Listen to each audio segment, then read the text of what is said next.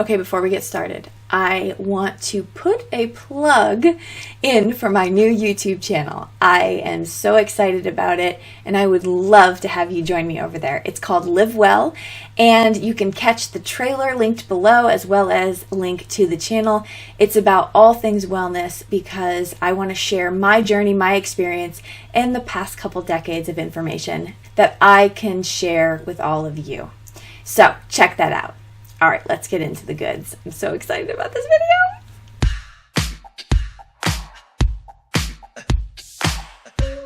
Hello everyone, it's Mary. Welcome back to the channel. I'm so excited because this video was requested quite a bit, and I'm really excited to share it because I've noticed that a lot of new subscribers to this channel are new card makers. And so I put together a curated list of my top 10 recommended products that you should have as you head into your adventures in card making.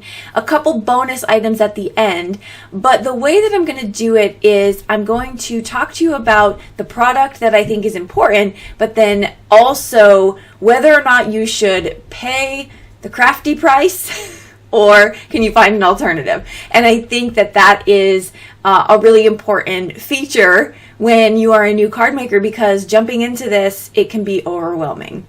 I know I started card making during the age where there was no social media and there really was YouTube. There was YouTube, but that was pretty much it. And had there been all of this influx of information at once, it would have been extremely overwhelming. So I'm hoping to alleviate some of that through this video and walk you through my recommendations on where you probably should put a little bit of extra money in, because in the long run it's going to save you money, and where you can definitely find an alternative to save you money up front. Okay, let's do this. First up, number one, stamps. This can be a very overwhelming part of the process.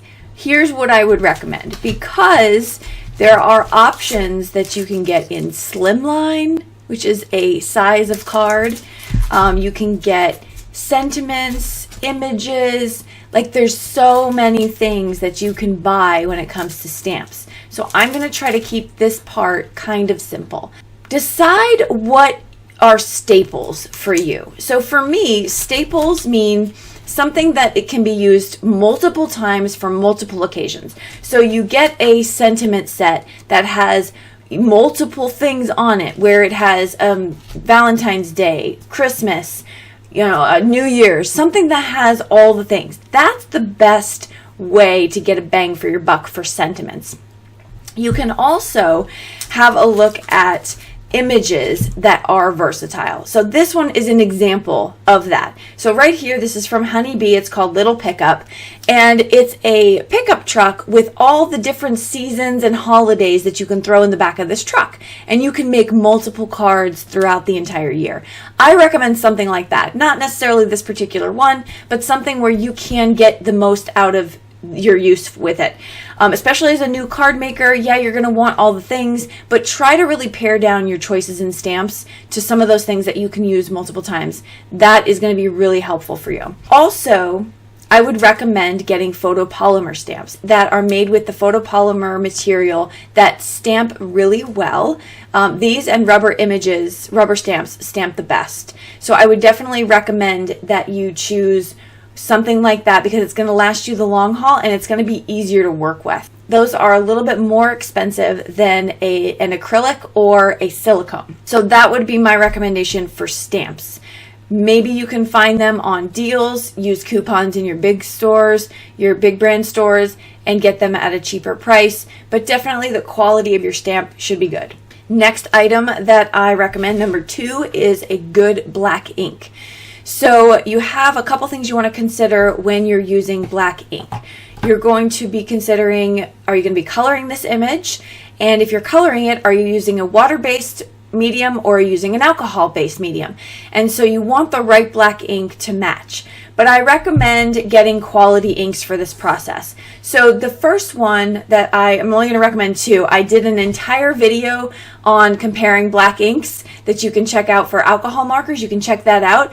But just for sake of time for this video, I recommend the Versafine Clair Nocturne ink. That's going to be a phenomenal ink to use to get great impressions for your sentiments, as well as using for watercoloring. And maybe heat set it before you start coloring, but usually I don't have an issue with that. The second ink is Memento Tuxedo Black ink. This is good for alcohol inks, so alcohol markers rather. So I would use this for that medium, and I like this one. This has been my favorite, my go-to. There are many on the market that you can use, and again, that video where I break them down, you can find multiples. They all run about the same price though. The third item that I recommend for card makers is a paper trimmer. This is something that I would say don't skimp on the price with because you're going to want it for the long haul, and I think that it's definitely worth the money. So the one I have is the Tonic paper trimmer right here. This is a great product. I've been using it for a few years now. You can tell it's orange because the new ones are black, and so I think it is just awesome. It's a guillotine trimmer, so if you have, you know, little kids around, you want to make sure that you're careful with that. But it also expands to make it so you can do 12-inch across. You can also get something like this from Tonic, which is the smaller version, and this runs about $25, I think, for this one. I don't remember what the big one is, but so that's my recommendation. But of course, always do what works and makes sense to you. Hi, my name is Mary, and I have a lot of scissors. Okay, so generally speaking about scissors, I would say have a precision pair of scissors that you can cut images out with, and have a larger, more like shear type of scissors that you can cut through things faster at a larger scale. Really, that's my recommendation for new card makers. A large one and a precision one. Which kind that you should get? Well, there's a lot out there that could work for you. I personally love the Tim Holtz scissors. Again, I have the red handles. They're now black, so I've had them a very long time. But they're non-stick scissors. They're very large, easy to clean. I love them. They're awesome. They feel really good in the hand as well. And then my favorite precision scissors that are just a go-to for me are the EK Tools scissors. I love these. Sharp, clean cutting. They're incredible. I will definitely try to find a link for these if we can't find these, because I, again, had them for years. Then these are my backup second pair, and I think these are great too. So these are EK XS as well. I think these are like cutter bugs or something like that. But again, just keep in mind a large pair of scissors and a precision pair of scissors, and that's pretty much all you need. All this extra stuff I have is just stuff. Oh wait, I do have a pair of fabric scissors, but you probably won't need those much in card making. And if you do, I do recommend putting little stickers on them like mine that say no. It means no, don't touch them. They're fabric scissors. Does anyone listen? No. Okay, next up is ink. So different colors of inks. And I think this probably is one of the most overwhelming products for new card makers, at least I can imagine, because it has been for me on my journey. And I want to say a couple things about it. Number one, you do want to invest in a good quality ink, something that's going to get the most bang for your buck, that's going to do a lot of things, have an opportunity for a lot of different techniques with that one ink. And you don't need to have all the ink pads now. So I know that's hard to hear for some of us, but it's true. So let me talk you through what I mean. Also, it is not lost on me that behind me you can see that I have 2 full stacks of inks right there. I know. This is why I'm telling you, you can learn from my experience. You don't have to have them all right now. You can do a slow build-up. But I want to talk to you about 2 different inks. Now, first of all, it will be till the end of time, and either she stops making them or whatever, but I will buy the Catherine Puller inks. These are the best dye ink I've ever used. They do all the properties. I've showed multiple videos on my channel about why these are my favorite. But I love just the fact that I can do so many things. They're water reactive. I can blend easy with them. They get beautiful impressions when you're stamping. It's just a really great quality ink made by a stamper for a stamper. So I will recommend these. But let's stop there for a second. Do you need to have an entire, where am I at? An entire shelf of them? No, you don't. And here's why. You can start off by purchasing the minis if you wanted to. Just buy a pack of the minis that have multiple colors in them. It will save you a lot of money.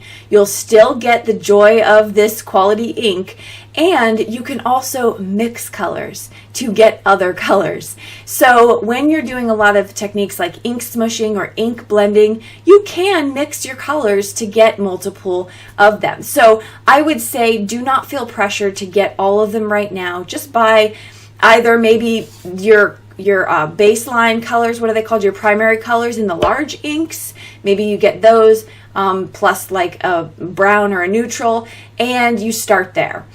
And then, or you can just buy a pack of the minis and have those and maybe build up your stash from the minis. I really don't see a difference between these two, to be completely honest with you. The surface is different. Obviously, they're different sizes, but as far as how long the ink lasts and the quality, and it's all the same. So that is up to you.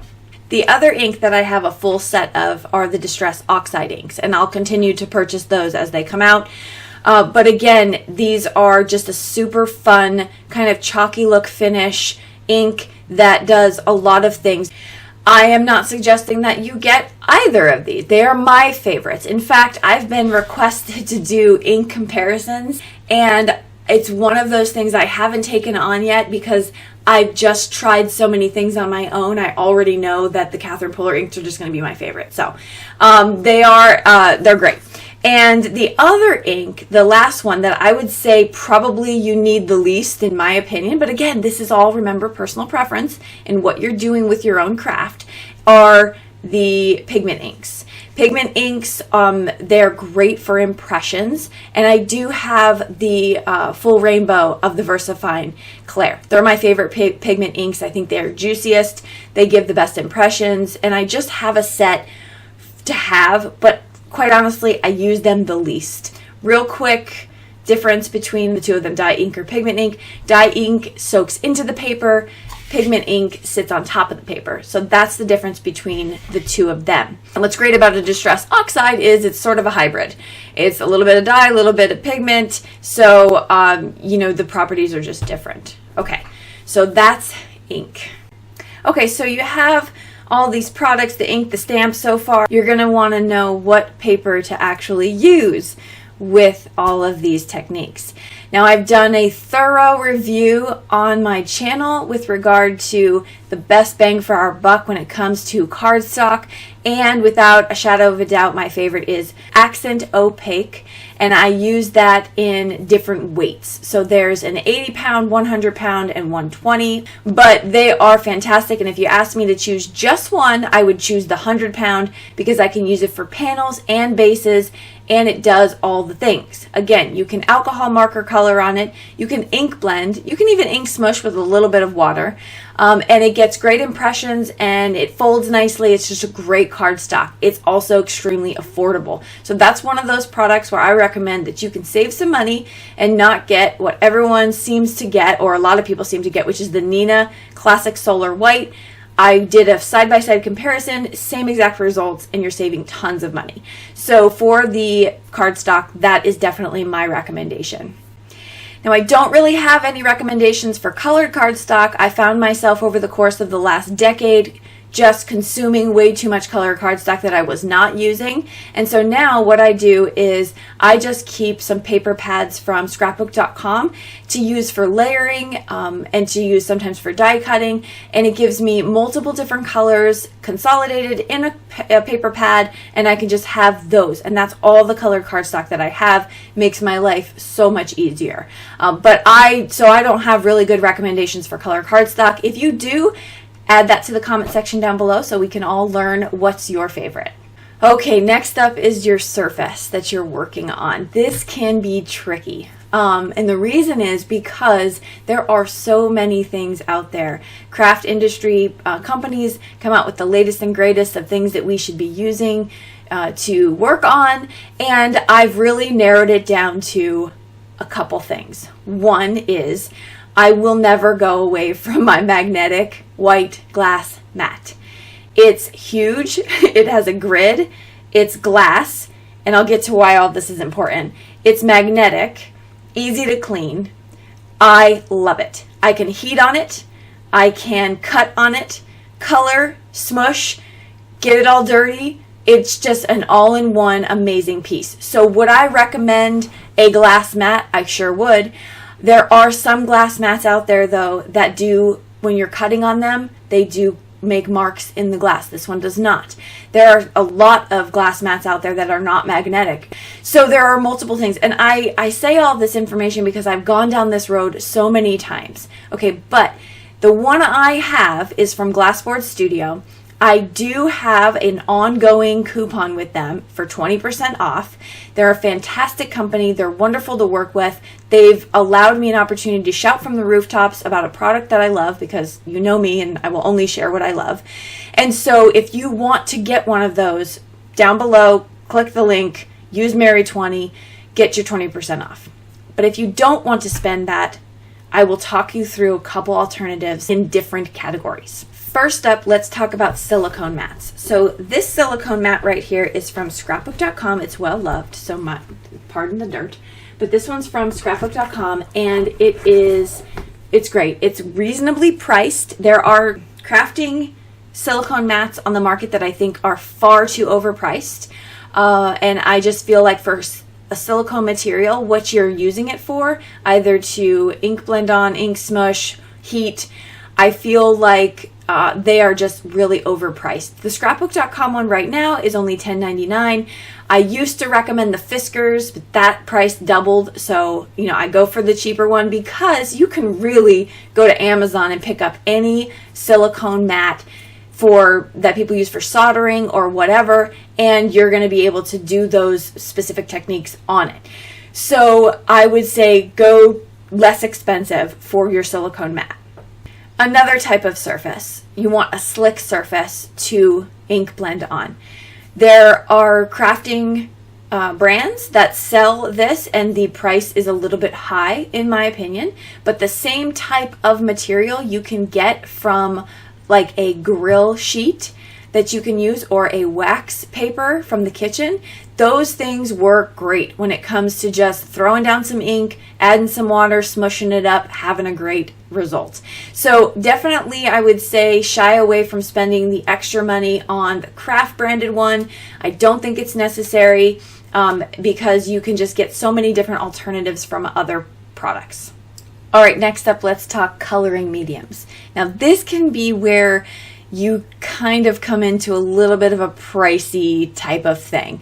Now, there's a couple things that a lot of card makers use for their coloring mediums. The three most popular that come to mind are an alcohol-based marker, a water-based real brush pen, and a colored pencil. Now, I'm not a colored pencil user. I have them. I don't use them a lot. I do love the Prismacolor colored pencils. Those are really great, but I can't tell you if they're the best bang for your buck. And if you're starting out with colored pencils, definitely search on YouTube for reviews and kind of look at what you should spend your money on. But I will be able to talk about real brush pens, which are water-based, to be used best on either Bristol Smooth cardstock or watercolor cardstock. Now, there are two main companies that I know of, and I've had both. I've done reviews and comparisons on both. There's actually more than just the two, but I'm just going to stick to the two because the price difference is really different. So there's the Zig Clean Color Real Brush Marker and the Arteza Real Brush Pen. There, again, I'll try to list and link all the videos that I've done comparisons so you can kind of look at further detail. But bottom line is the Arteza work just as well in my opinion, and they are a lot less expensive. So I would definitely recommend, if you're new to this and you're trying them out, You don't need the zigs. They work the same. So I would definitely stick with the Arteza. Now, the one difference would be that the zig markers they sell them separately. And so that's cool, because if one runs out, then you can just replace that one. To me, none of them have run out, and it wasn't worth the money for me in the end. But what I will say is, because they do that, they sell sort of like a blender pen. Zig does. They sell a blender pen, and you can purchase that one and use with this. You don't need it. You can just use a water brush pen. But I'm just letting you know that that is something that is on the positive side of the zigs. Okay, let's talk alcohol markers. So alcohol markers mean that they blend together on cardstock so that you can get seamless blends and there's not that sharp line between the two. Now, the most popular and most expensive alcohol marker out there are the Copic markers. They are sold individually. They are quite pricey in my opinion. And if you are a new card maker, new to coloring, and you just want to figure out how to do this whole thing, I would highly recommend the Ohuhu alcohol markers. They are something I say on my channel all the time that are really great quality. They are really affordable. However, I think the most frustrating thing about the Ohuhu marker is that the caps don't match perfectly to the ink inside. And I'm going to tell you what I've done to resolve that issue. Okay, Mary popping in here real quick from the desk to let you know that one of the things I've done to resolve the problem of the Ohuhu marker issue with not knowing what colors to use together is I've created marker blending charts for all of the sets of Ohuhu markers. So the latest one that's up on my Etsy shop is the 216 amount of markers, and that is pretty much a full set. I think it might be missing a handful of potentially skin tone, but it has pastels and grays and skin tones and all the things. So that's up on my Etsy shop, and what I've done is I've put it in blendable order, so you have sets of, it's not this chart, but you have sets of 3 and 4 that go together in different color themes, and so you can pull that chart, swatch it yourself, and then put your markers on there and you are good to go with your blending for Ohuhu. But because of the price difference, and we're talking huge difference, like off the top of my head, 216 of these Ohuhu markers I think is running about $169 right now. That's pretty much a full set.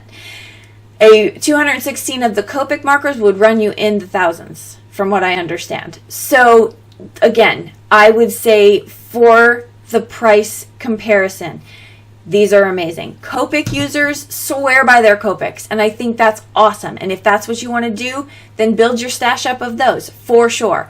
But I would just say that to me, given the fact that you're new card makers, I don't think it's necessary to spend $1,000 on a marker. I don't know. Just me. Okay, this next one was highly controversial when it first came out. The craft industry got a hold of makeup brushes and started to use them for ink blending on your cardstock. And I couldn't be happier about it. When that first came out, I was like, yes, sign me up. This is so much easier than the foam tool. The foam tool kind of showed marks. This does not. Anywho, I have to tell you that you do not need to spend what craft companies are charging for ink blending brushes. You just don't.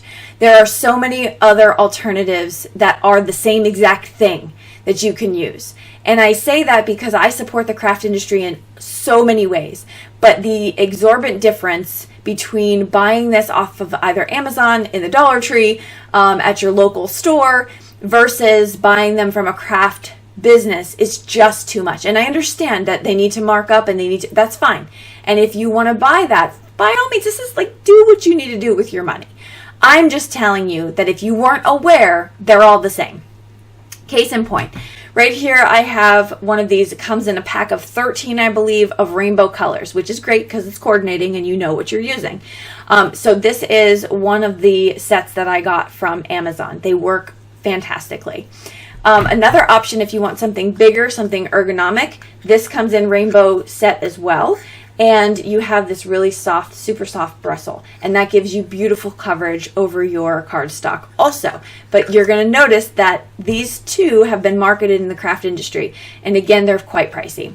The third one that I noticed was marked up in the craft industry was this little dauber here. Now this comes in a set of 8. You can get them in neutral colors and rainbow colors, and they also are the bristles. So look for the bristles for your ink blending. They will give you the smoothest, best result, and you do not have to spend a lot of money on these. So I would say for this product, go for the alternative instead of a name brand from the craft industry. Okay, so we have a lot of our stuff. Now we need to stick it down to our paper. I would recommend liquid adhesive. I don't use tape runners that much. The ones that I have used, I've used from scrapbook.com. They worked great. Gina K works great. So those are good. I just really love liquid adhesive. I think it gives me a little bit of wiggle room, and I've never had any of my cards come apart. So I'm just really, really a fan of liquid adhesive. I did a full, almost too full, glue review on my channel, part 1 and part 2, so you can check that out if you want to see them in action. But my 2 recommended glues are the Art Glitter Glue and the Barely Art Glue. I would have to put this one above all because you can ship it in any season. The Art Glitter Glue you can only ship in the warm seasons, and that could be problematic. So I'm a huge fan of these. Again, if you want to see them in action, they operate exactly the same, in my opinion, from my experience. On my glue review, I didn't quite have the Barely Art Glue yet, but just consider it the Art Glitter Glue, and it's going to do the same exact things. Dries the same way, all of that.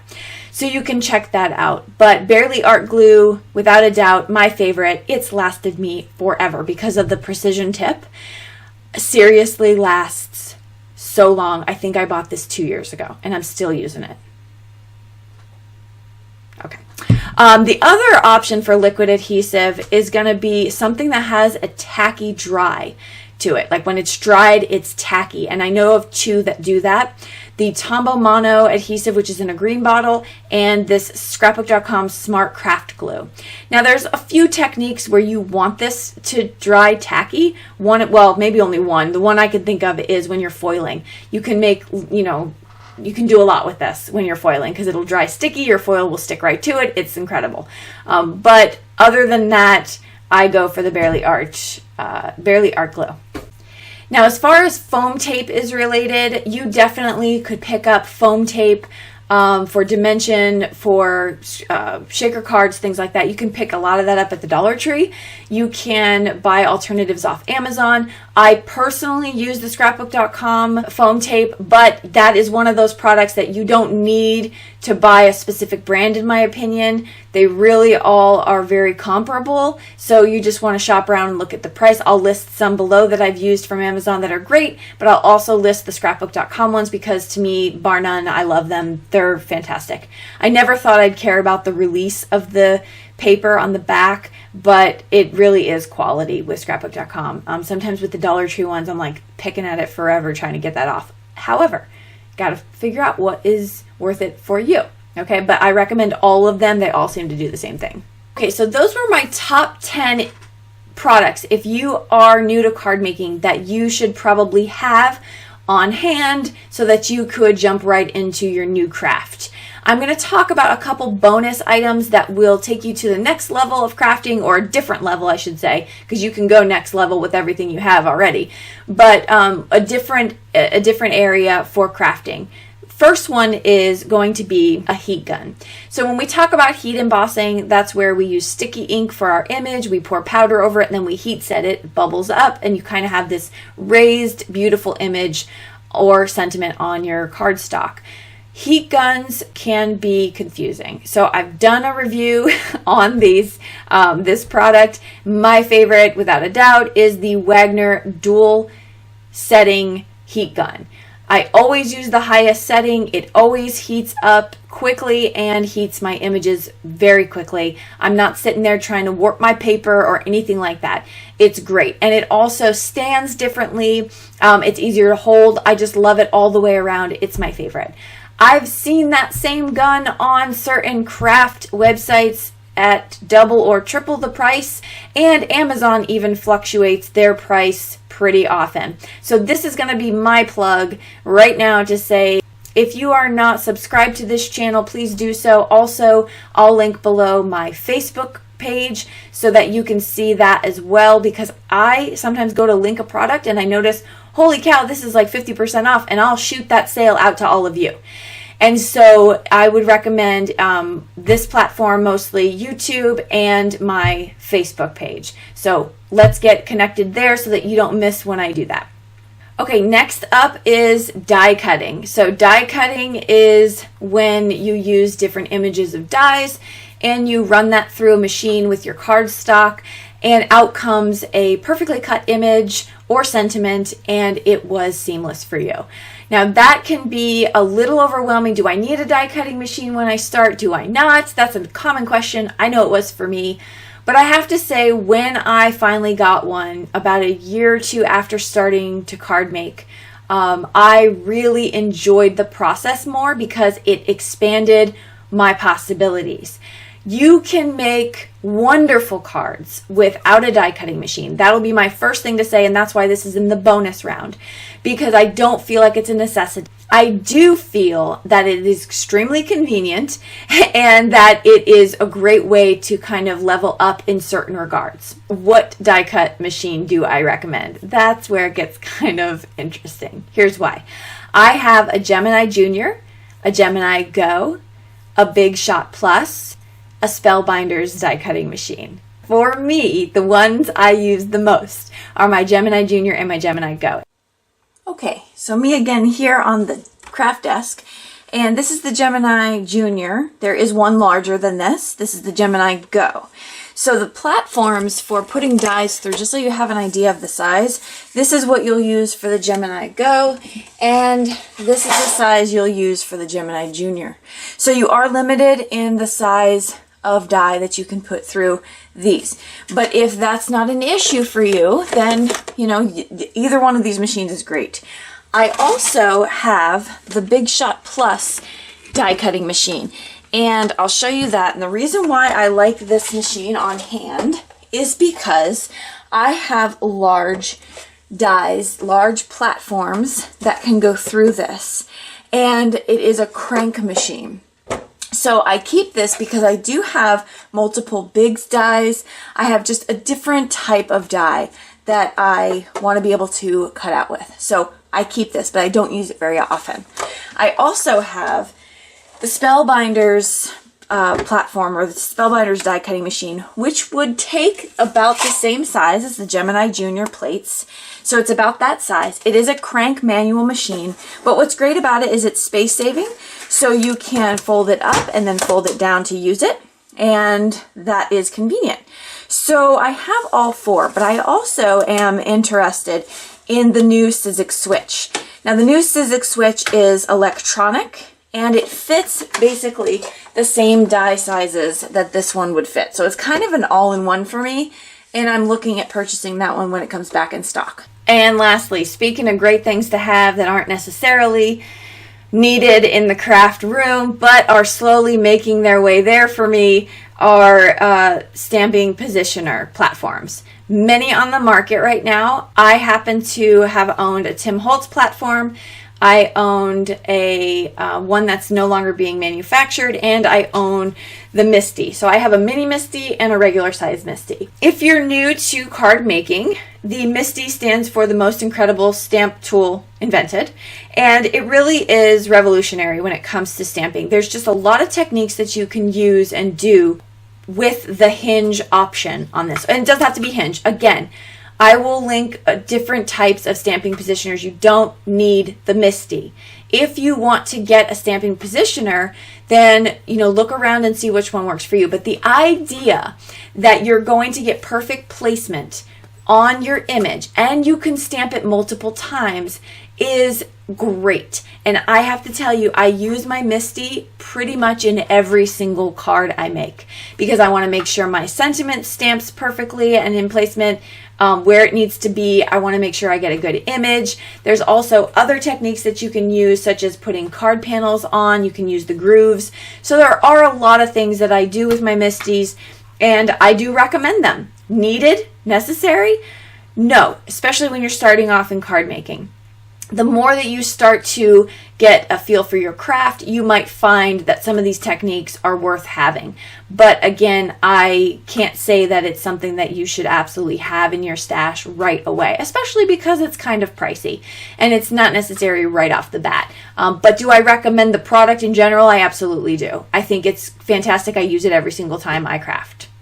Okay, so that's it. 10 products I highly recommend to get you started in your card making adventures, and 3 bonus products that could take you into a new arena when you're ready or if you're interested. I hope that this video was helpful for you and that you got lots of tips and you feel encouraged to put your money where it's best for you. No one can tell you how to spend your money. No one can tell you what you should be choosing for your own craft room.